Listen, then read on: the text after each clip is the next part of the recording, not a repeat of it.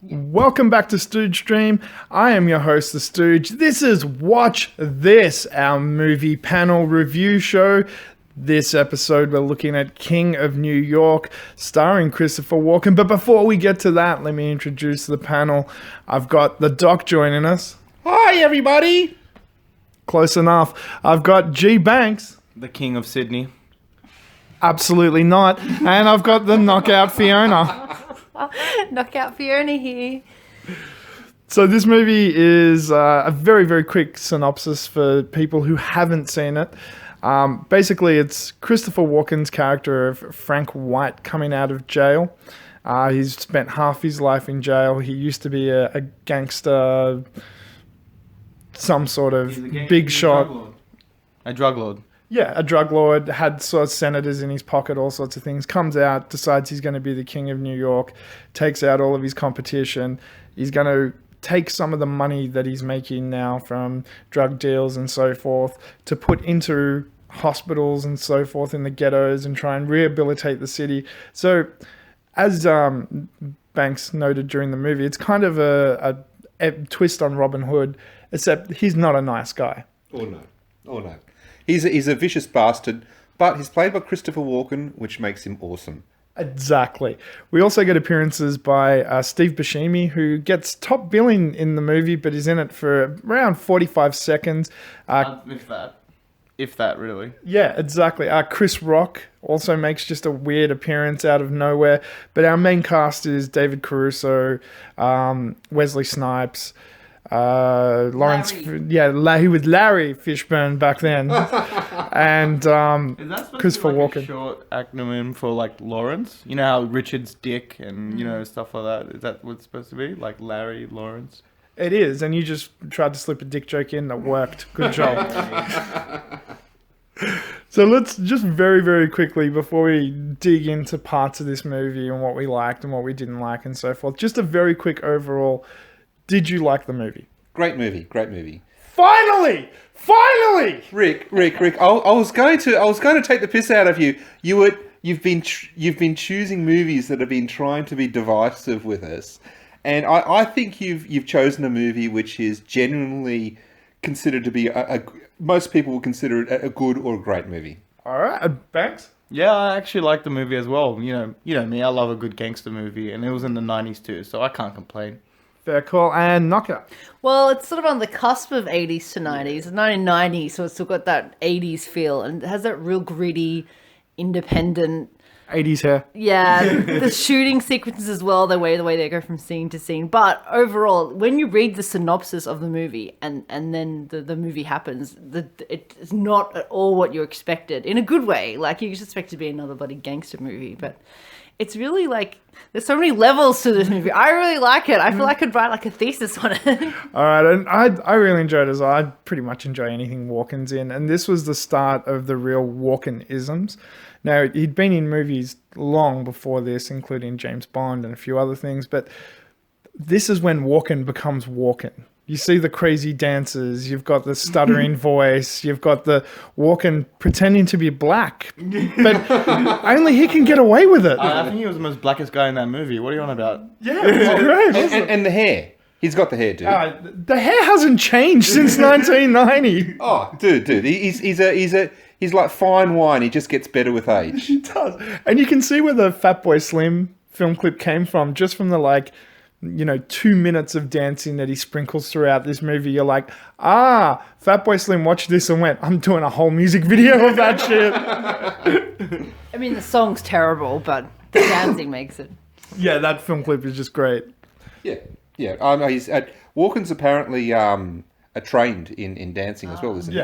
Yeah, he's one of those classic actors that can sing, dance, act. The triple threats. Like back in the day, you had your why is my brain frozen? But people like Sinatra, Dean Martin, and then the guys Fred Astaire. That's who I was pulling for. He could sing as well. Fred Astaire could sing as well.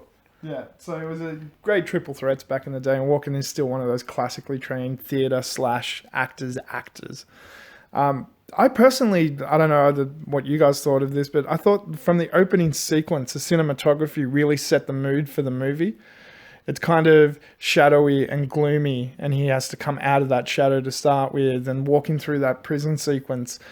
I really liked the way this movie was shot, except for one thing. The fucking close-ups. Like, holy shit, how many close-ups can you cram in a movie? Yeah, no, I like the close-ups. They worked with the style that they had here. I was trying to look up the classic director who did Wolf of Wall Street and a whole string of awesome movies. Scorsese. It feels very Scorsese. It does. It feels like somebody ripping off Scorsese. Yeah. All I can say is if this director worked in the porn industry, he'd do very well.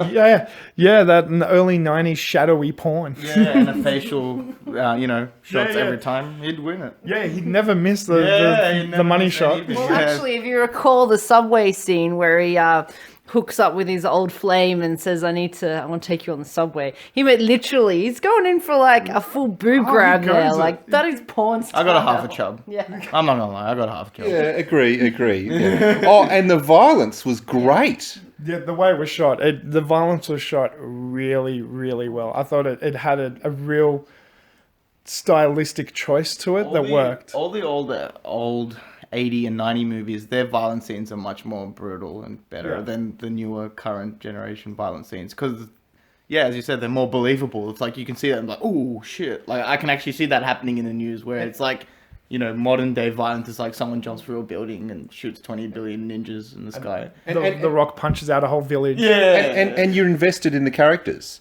You can see where the cops are coming from. You can see where he's coming from. That chase scene with the cars, where the cars are slamming into each other, and it's like, one car comes off the road. The cars are taking real damage, and they're in constant contact, and they're just really going for it. It was one of the most realistic sort of car cops and robbers chase sequences that I've seen in a long time. It wasn't the Blues Brothers over the top, 200 cop cars exploding. It was quite contained. It was only like 3 cars.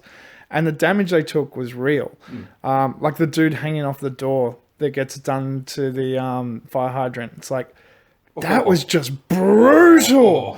And the fact that they went to the effort to set up that he'd just gotten married a couple of sequences before that. They knew what they were getting themselves in for. No sympathy. Yeah, the old cop did say, don't do it. Great honeymoon gift. The dude had a mullet though. Yeah. She could do so much better.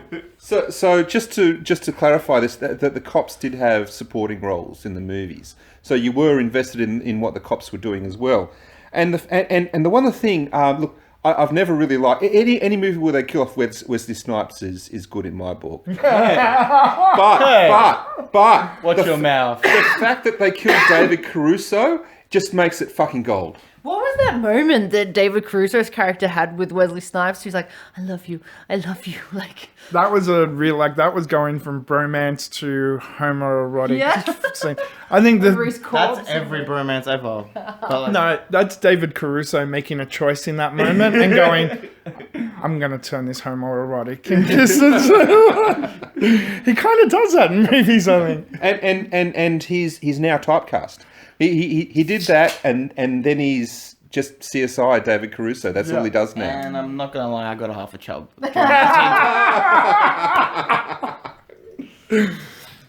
Look, since we're talking about death sequences, I thought Wesley Snipes' death sequence, it was pretty cool. But Laurence Fishburne got an epic send-off in this movie.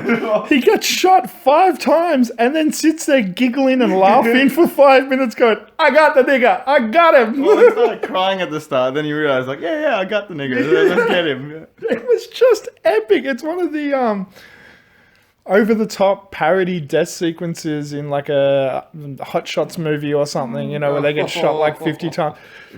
But it was contained and well done. And then that last bullet to the head type thing. His character was so over the top, though. It was fitting. Did you see the way he walks? I just want to get through life walking like that. Like the gangster that crump. Well, compared to what he was like in Boyz in the Hood, being the ultimate father figure, trying to look out for the kids to this. It's kind of a big And step. Yeah. Morpheus is so contained as well, and he's so rigid in that character. And then you see this, he's looser. this is Hey, This is it's Don Larry. Igor. It's Larry. Yeah, this isn't Laurence, it's Larry This is Fishburne. leisure shoot Larry. leisure suit. I can't think, did that? This is Leisure Harlem Larry, I think. I think this movie it actually did take a little while to get into. I mean, a lot of it is told by the mise en scène, if I can Really? sound I like felt a like it was wanker. kind of Yeah, rushed, to be honest. yeah. It sort of jumps Like, a little bit, and you're like, could- "Who's this?" And we sort of Yeah, have to piece it together. that's what I always felt and- like. I was like, hey, what the But hell? you just sort of have to go with it. But yeah. you could piece it together. That's the Yeah. thing. There's a lot of movies where there's stuff happens and you're like, wait, what's still happening? I don't get it. Where this was like, oh, okay, I kind of get what's happening now. Yeah, fundamentally, it was all about him, and he's obviously like shitty at the system and life for putting him away for so long because he thinks he's on some sort of like righteous mission. Like he's still greedy and a complete fucking asshole, but he's gonna save the city. And so it was all like, I just need that year. I just need a year or two just to get everything right. And Hold on, let's frame the character Yeah. a little bit so to make a little bit more sense of this. So he comes out of prison, immediately gets picked up by a limousine, has one really attractive white girl that kind of looks sort of like Kim Basinger, and one really, really attractive black girl that's just attractive as, both hanging off him. But they're not even his primary hookups. They're his side bodyguard pieces that he just hooks up with, because his primary hookup is this hot solicitor chick that's been waiting for him that he does on the train, that at first kind of, they have a relationship when they first meet that you're like, is that his daughter? He's like, I want to take you on the subway, and she giggles, and you're like, oh, maybe it's his father-daughter thing, like he used to take her on the side. And then you see them like, oh, that's not his daughter, because she's got her titties out, and he's having a go at them. There's a lot of titties in this movie. no, I ain't complaining. That subway scene when he's feeling her up, then the gang comes along and threatens him. With Chris Rock in it. Yeah, there you go. Yeah, and then he says, "Come work for me." Yeah. Which was brilliant. Like, Fantastic. and that kind of tells you a lot about the character in that scene, is like, he is smart enough to know, like, okay, these guys are violent and vicious. I'd rather have them on my side. Like, work for me. yeah, you can see that's where Larry Fishburne's character probably would have developed Yeah, from, like a all little that- street punk. Yeah, because if you think and about he's it, like, his why number would one guy. these guys be like Yeah. hanging around this, big white dude? Like, Yeah. what does he have to prove to them? But like, as you said, it shows his character. Well, that's the other part of the movie. So he does all these horrible things, but ultimately he's doing these horrible things to fix up the ghetto. So he's got this affinity for, the minority people like African Americans and Koreans and so forth, which he makes a point of when he's talking to the older cop at the end, like the Korean dudes ripping off the thing and the Mexicans were hurting their own people and so on and so on. So he's the dude that's like been, obviously, even though we never find out his backstory, you can pretty much piece together that he was brought up in this ghetto and these are his people. And he's kind of wants to do the right thing on his way out, even though he knows he's going to go down for it. It's a like noble-esque sacrifice, but at the same time, how noble is it that he's a horrible motherfucker that kills people? It's still full of hubris. Like, it's all for pride. Yeah, ultimately. Yeah, and he it's- said it himself. He's killing the right people. Yeah. Yeah, he ain't going out there just killing everybody. Well, it's interesting Yeah. that you said hubris and that point. Like, he thinks he's doing the right thing, and it's the way he goes about it that ultimately leads to his own fall. I'm really not 100%. I mean, yes, okay, there's hubris involved with it. I don't know. I kind of think of him as a power hungry motherfucker. He's an arsehole, absolute arsehole. The fact that he doesn't go and enslave his own people and get kids addicted to smack isn't a way to sort of say, oh yeah, he's actually quite nice, or he's kind of nice after all. I don't know. No, he's a bad guy with morals. When he makes that speech to the cop at the end where he's like, they were running 13-year-old girls as prostitutes. They're dead now. He was doing this to his own people. They're dead now. Or that little speech that he was giving, And he's it's still like, going to sell the drugs, absolutely. Yeah, he People said are still going himself. to take the drugs. It's Yeah, that's what he even said. He Yeah. goes, when I was gone, the city was still going to shit. Yeah. Like, he's the like, he's trying to put himself in a position of being the lesser of two evils. Like, I'm still a bad prick. I'm still going to sell these drugs. I'm still going to do these things. But do you want to deal with me, or do you want to deal with these people that were putting 13-year-old girls on the streets as prostitutes? I know what he's trying to say. I just don't think it really works that that well for me. I think it's kind of just like a bit of an excuse. You know what I mean? Oh yeah, no, absolutely, absolutely, it's an excuse, and Yeah. yeah, he's using that as a crutch to like justify what he's doing. I wonder if sort of what Brendan's saying, he's coming out of prison and having wasted all that time and he's got that real sense of urgency. I love the fact that he got his hands dirty too. Like, I was expecting a character like this to sit in his ivory tower in the penthouse in the hotel. He could save money if he wasn't renting that bloody hotel room.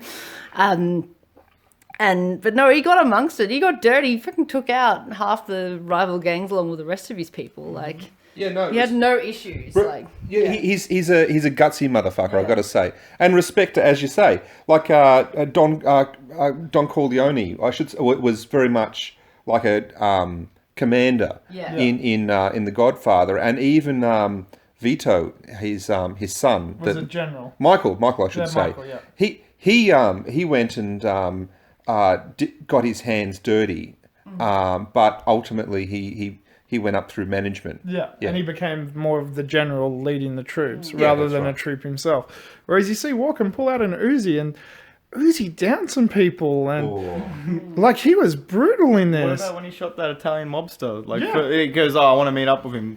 The guy goes, "No, I don't want to meet up with Walken. Tell him to fuck off." He goes, "No worries, I'll go meet him myself." Goes there and shoots it in the head. Yeah, in front of everyone. In front of his own boys, and then tells them that they can all work for him. And the escalation of violence as well, like when he executes David Caruso, who's a police officer, at two cops' funerals with like 200 cops there, and he just rolls up and shotguns him to the face and drives off. Bang. Yeah. I gotta say, Christopher Walken's got a strong arm, because that recoil, Oh yeah. that'd break your arm, but he just held it there steady like a... Double barrel 8 gauge, just boom. Oh, but he hangs out with black guys, so he's allowed to do that. There was speaking of, I thought there was some like really, as the Knockout Fiona pointed out while we were watching, though there was a message of like, you know, this dude works with all these minorities, that's fine, rah, rah, and he gets along with them and they were all a family. At the same time, there was some really negative portrayals of African Americans in this. Oh, it was New York in the 90s, every 80s, 90s, every movie. Like... painted the picture like that, didn't it? Yeah, they were a bit like, you know, why do you feel... there were points that you're like, I can get behind Walken, but his team are kind of like just wild psychos that do all this fucked up shit. Yeah, the white overlord slave master in a way. It's a bit disturbing. Kind of, yeah. But how good was the music? Either 80s, 90s, the hip-hop pop. Fiona was loving the music. You know, Taxi Driver. It feels a bit similar to Taxi Driver to me, actually. And in the way it's shot and stylistically, yeah, I can see where you're coming from. Like, It's got that real New York grit thing happening Yeah. as well. Isn't that a Scorsese movie, or is that a different? Is that the other guy? Fucking what's the other guy? The other director? no, it's Scorsese. Yeah. There you go. So, sorry to keep up bringing up. The shelf. You're thinking Francis Ford Coppola. Yeah, that one. There you go. Right. Yeah. Yeah. So, okay, let's talk about our favorite bits. No, let's talk about the cops. The cops, We haven't okay. talked about the cops enough. The cops are actually very stereotypical as well, in the fact that they're portrayed as Irish mix, like all cops were Irish back in the day in New York for some reason. And they had one black person, Wesley Snipes. So they were Irish, but not racist Irish. No. This is not stereotyped. This is what made the stereotype. So with Casablanca, for example, people watch it and people say, "Oh, the movie's full of stereotypes." You know what? It isn't full of stereotypes. This is where the stereotypes came from. Yeah, no, absolutely. You know, there's all these stereotypes of cops, as you say, that the bloody, as you say, the Irish getting drunk in the pub, for example. That sort of shit kept happening over and over again in all these cops on the edge sort of things ever since. Yeah, it was actually interesting. If you go back into the history of New York, a lot of the first police officers were Irish Catholics. A lot of the first firefighters were Italians. A lot of all the different sort of immigrants took their roles and took their places in society. So you're absolutely right. Those things that we talk about as stereotypes now, they came from somewhere. Well, I'm talking about the origin, the movies. That there's a particular the stereotypes in movies and TV shows. And They've been running the flat-footed mix since the 1930s, dude. There's a stereotype of police officers in movies. Yeah, but these are the modern sort of thing, you know. I mean, look, okay, so the Untouchables came out in what the 80s or something like that, or was it early 90s? Okay, well there you go. This is the prequel to the Irish sort of thing. No, I get what you mean. Yeah. It was very prevalent in movies at that time. I mean, even if you look at The Departed is 2012, 13. Yeah, but it's set in Boston. Yeah, but it has like a very predominantly Irish police force that speak in a certain manner. Because it's set in Boston. Yeah, but it doesn't matter. Like, it's still like... It's just Irish. Yeah. No, it's become a very thing, like a TV and movie thing. Like, we kind of expect that now. Yeah. The old cop guy was weird. Like, what was his motive? He'd sit at home at night tinkering on his computer with his whiskey and his cigarette. Xanax. No, maybe I assume it's Xanax. That's what he was eating. Possibly Viagra. I think his whole thing was like he was obsessed with this case. This was his case. I'd say, well, Banks said while we were watching it, it seems very rushed. I think there's a whole sequence of backstory missing that they actually cut out, where this cop is the guy that probably arrested Walken all those years ago. And what did he go to jail for? They just a number of things. Like, they just got him. Well, no, they had. If you read on the screen when the cop was typing up on his ancient computer, it said drug trafficking, murder, something else as well. Well, that's a mixed bag, Yeah, like he got done for a few things. That's why he wasn't there for a couple of days. Like, he was there for a while. Mm-hmm.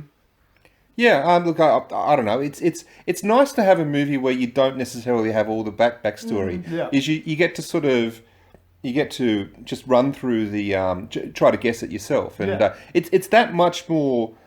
Movies that have to go through this backstory can actually really bog down when they're going through that, and it's just nice to have somewhere where you can exercise your intelligence. Yeah, absolutely. It's just, this is a story that they were telling, and this is it. Like, what happened before is irrelevant, and like this, because this is just the story that they're telling you. Yeah. So, all right, before you cut me off with let's talk about the cops. I've been dying to get to this. Like, what was everyone's favorite part of the movie? Because I know it's going to be different bits for all of us. My favorite part was the guy that told the Wesley Snipes and the ringer to kiss his ass. That was the funny guy in the game. He was my favorite character. I have no idea who he was. I don't even know the actor's name, but he was literally my favorite character. Dude, I think he was improv all of it. His first words were in the movie was "surprise, motherfucker," and literally shut up like 10 dudes. Like, that was hilarious. I was like, yep, favorite character. When he just gets his arm with the Larry Fishburne is like, buy the witness some flowers and throws like a couple of $100 at the guy's like, buy him cheap ones, picks up the money, kiss my ass. And keep my ass too. And just walks away. I was like, that was great. Thank you, me. Now, I actually wrote down "nobody rides for free, motherfucker," but I can't remember where that scene was from. I can't remember that either. No one what? Nobody rides for free, motherfucker. That's when he kills a cop with a fire hydrant hanging off the car. That's it. Yes. That's it. Yeah. That was good. The thing is that. And then Larry started pissing himself laughing when it happened. Yeah, I still think Wesley Snipes or David Caruso getting killed, because I really don't like them that much, actually. No. My favorite part was actually a Wesley Snipes part as well, when he's calling out Laurence Fishburne. He's like, where are you? Where are you? I got some chicken here for you chicken-eating motherfucker. You're like, wait, what? But it's even better when Larry comes around the corner and shoots him. He goes, where's my fucking chicken? Where's my fucking chicken? No, I love soda with that too, motherfucker. Bang, bang, bang. That was just the greatest line ever. Where are you? I've got some chicken for you, you chicken-eating motherfucker. Write that down and try and make sense of it. And then see Wesley Snipes deliver it, and you're like, oh, that makes perfect sense. Now I know why they had a black cop. Because, they could deliver that line. Yeah. No one else could have been. They'll be like, that's racist. But the black dude can say it. Yeah, he's allowed to say it. No worries. And it's actually a clever callback, because they arrested him in a chicken shop. Yeah. You love a callback. I loved all the close-ups of Walken's face staring pensively off into the world. There wasn't enough of those, if you ask me. Those were actually off takes. They weren't supposed to be in the movie, but they were like, God, they look really good. Let's just put them in. That has to be like we all said it when he's playing with the gloves. After they give him the gloves. that has to be improv. Like they just left the camera on, and he's like, "This is his gloves." Oh yeah. Can we Smells them and shit. Can we talk about that scene too quickly? You know how we were like he was talking to the brothers and whatever, and they were full happy to see him. Yeah. You know, at the end, Walken's made a bit awkward when he was like, "How come you didn't see me? You know, come see me when I was in jail." I was like, "Because I don't want to see you in a cage." Like, and then the dude just walked off. Nothing happened after that. Like I thought, there was gonna be beef or like No, Walken acknowledged it. He's like, "Makes sense." Yeah, it was just like, oh, okay, but he's that's still fair. kind of pissed off. Like, you know what I mean? Like, I thought you was like, held a grudge or something like that, but it was like, nothing. Like, You know why? I think because like the theme of the movie was the overarching mission was more important, so it's just like let's just get on with the shit. Like this is the plan. Like you were expecting because it was so tense, not knowing. because it was like they were all laughing. Is he you gonna saw him like hugging. break his finger or like shoot his ear off? Walken was dancing like 2 seconds before, and then after that, I was like, hey, why aren't you just visiting waiting in jail? for it. Yeah. You're like, Just starts dancing a full Yeah. G. And you saw what he was doing to other people. Like he was shooting people in the head after being super calm. So I was like expecting something awkward. I think it like touched a nerve. Like I think there's like little throwbacks to his character. Like he really seemed to think that him being in jail was a disservice to the world and society, and the other gangsters running shit into the ground. Like he really just could not. Like he didn't accept any of his own shortcomings. Yeah. Can I just say this is another movie which starts out with someone getting out of prison. It's 2 in a row, sorry. And can I just say that this getting out of prison sequence is slightly better than than Driven, you know? Yeah, it's slightly better than The Rock just running nowhere. You're like, where's he going? At least there was a car waiting for Walken. Yeah, Walken's had a limousine waiting for him. Yeah, nice car. And he knew where he was too. Like, you know what I mean? Like, no, The Rock was just in the middle of the desert. Like, yeah. And then runs for like 30 seconds and arrives somewhere completely different. This is something else I wanted to point out. So movies from this era, I've found a lot of them had a problem with pacing. So time just sort of jumps around. And you kind of like, so he's doing this one thing, and then the next thing is at the Broadway show. And then the next thing he's in the subway feeling a chick up. And then the next thing, it's the next day and he's doing this. You kind of just got to go with it. There was a thing in the, like even if you watch movies from the 70s, 80s and early 90s, a lot of them seem to have this problem. Easy Rider has this problem. Oh, no. Easy Rider doesn't have that problem. Easy Rider tears off all its clothes, paints itself in rainbow colours and says, la, la, la, la, I have all this cool editing. La, la, la, la, la. It's got that problem. The Godfather actually has a taxi driver. A lot of like what's the... I don't know. My brain's frozen, but... Don't diss The Godfather, dude. It's one of my favorite movies. It's got like... The book is amazing too. Mario puts her books great. But no, it's just got some problems with pacing. Like they didn't put... They don't have like... It became a sort of mid to late 90s thing, is putting up the title card going the next day, an hour later. Right. It helped you process like, oh, okay, so shit's I jumped. think it depends what you want to achieve from the movie too.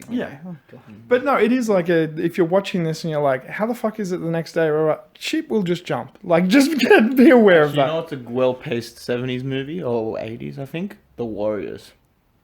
Yeah, that's God. but that happens in a night. Yeah, I was trying not to mention the Warriors any time this evening. You know, I'm like, oh no. I love that movie.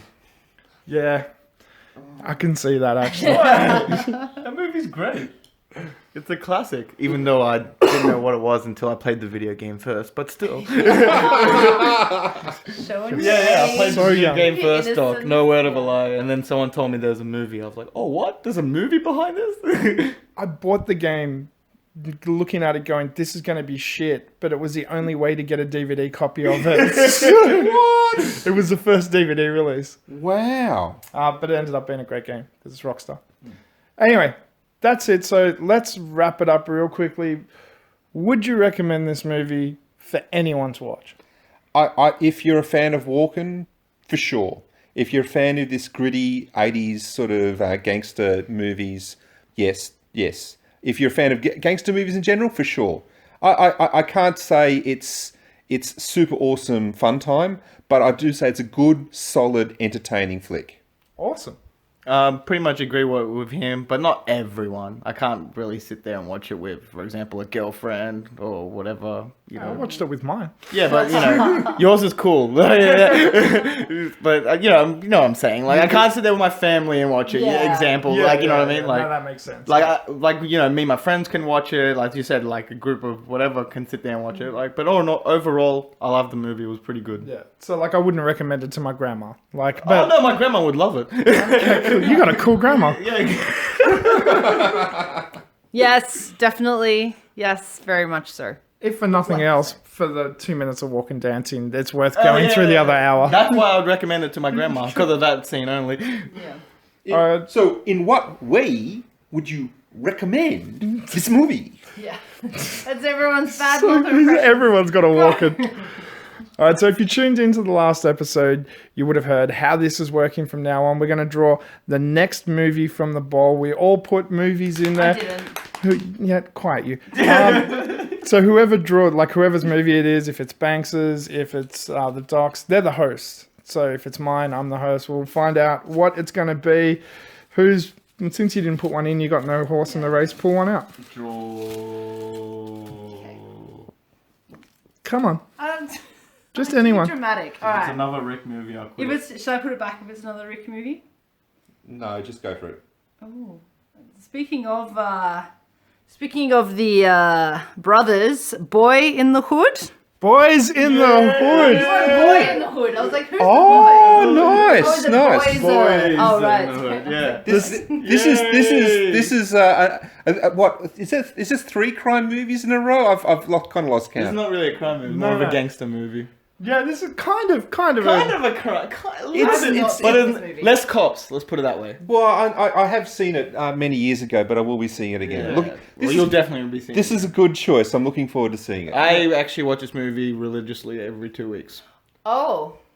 Really? Okay. Yes. Okay, so this is a seminal mid-90s classic. Is this in Compton? Yes. Like Yeah. Compton, yeah. LA time. yeah. Yeah. Sorry, can I just go and give myself a minor spoiler and maybe other people? Was this filmed before or after the LA riots? After the LA riots. So this was literally just after the LA riots, and it was sort of just the start of the whole black movement Yeah, and but- everything. And So This is like a movie Yeah, about, about racial all- tension. yeah, Yeah. racism between Yeah. cops and and it's That's not an issue at all today. and it's by that what's that black director do? It's not Spike Lee. friggin' hell, okay. Our boy Larry's actually in the movie Yeah. too as the father Yeah. figure. Oh, Larry. Degrees of separation. You know, his brother Laurence became really good in that Matrix. I hate movie. Lawrence with a passion. I love Larry though. Larry. Yeah, I love Larry. I hate Lawrence. Well, that's our movie for next time. G Banks is going to be the host of the show. If you want to play along, make sure you watch Boys in the Hood before the next episode of Watch This. Thank you so much for listening. I have been your host, The Stooge. I was joined by... The Doc. G Banks. Knockout Fiona. Until next time, adventure, excitement. Stooge craves not these things. Welcome to the Stooge Revolution, and leave your comments below on what you think of King of New York. Cause the boys in the hood are always hard. Keep talking that trash and we'll school. The boys